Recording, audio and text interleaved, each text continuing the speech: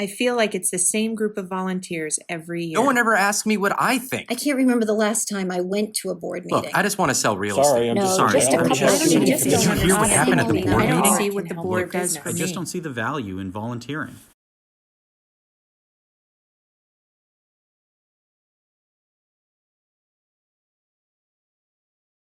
In 2011, NHAR's President-elect John Rice invited 3 of New Hampshire's most prominent volunteer leaders to share their expertise with the NHAR Board of Directors at that year's Leadership Conference.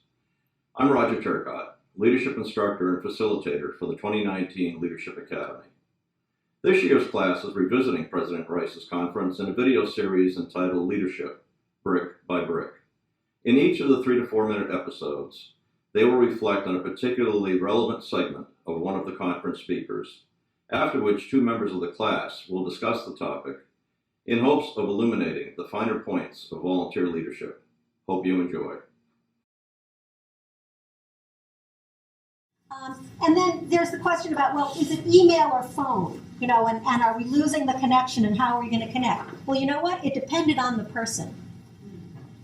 It really did, because I knew there were people I could email, because I could just shoot them an email and say, hey, this has just come up, here's a description. You know, but there were people I knew that I had to call and say, first, I've got something going, I want to send you this, I'm calling to tell you in advance because I think you might be interested. I just want you to know it's coming. Even if it was to leave a voicemail, I think it's no. And it really did just depend on the person. And for the people that we didn't know, and there were some people we said, well, here's somebody, I don't really know them.